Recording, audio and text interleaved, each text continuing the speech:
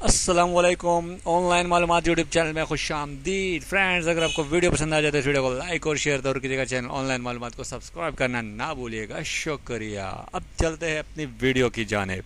Friends, जैसा कि आप सब जानते हैं, PSL 3 2018 शुरू होने वाला है। पाकिस्तान सुपर लीग के 3rd एडिशन में इस बार 6 टीमें हिस्सा ले रही है।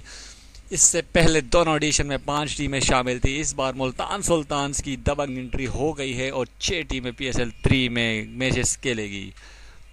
पेशावर ज़ल्मी अपनी टाइटल का दिफा करेगी, लेकिन इस बार पेशावर ज़ल्मी के लिए अपने टाइटल का दिफा करना मुश्किल होता हुआ नज़र आ रहा है।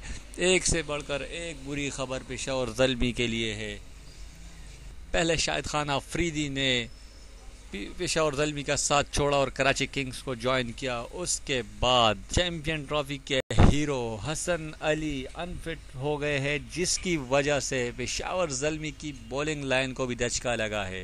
हसन अली कम से कम 2 हफ्ते तक क्रिकेट से दूर रहेंगे, जिसका मतलब है कि वो PSL के शुरू के 5-6 मैचेस में शिरकत नहीं कर पाएंगे, जिसके लिए पेशावर ज़ल्मी ने दूसरे बॉलर को चुनना है। लेकिन क्रिकेट हलकों में बात की जा रही थी कि हसन अली की जगह बेहतरीन खिलाड़ी मोहम्मद आसिफ को शामिल किया जा सकता है पेशावर ज़ल्मी में, और इस बारे में गौर शोर किया जा रहा था। लेकिन अब ये फैसला कंफर्म हो गया है कि मोहम्मद आसिफ पेशावर ज़ल्मी को ज्वाइन नहीं कर रहे, यानी जावेद आफरीदी की टीम पेशावर ज़ल्मी मोहम्मद आसिफ को नहीं ले रही। हसन अली की जगह मोहम्मद आसिफ की एंट्री PSL में तवक्को की जा रही थी, लेकिन बदकिस्मती से मोहम्मद आसिफ PSL में नज़र नहीं आएंगे।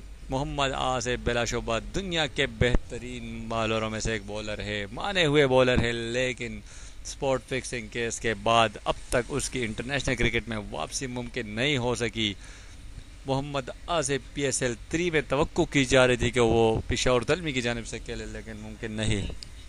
दोस्तों, अगर आपको वीडियो पसंद आई तो इस वीडियो को लाइक और शेयर जरूर कीजिएगा। चैनल ऑनलाइन मालूमात को सब्सक्राइब करना ना भूलिएगा। शुक्रिया।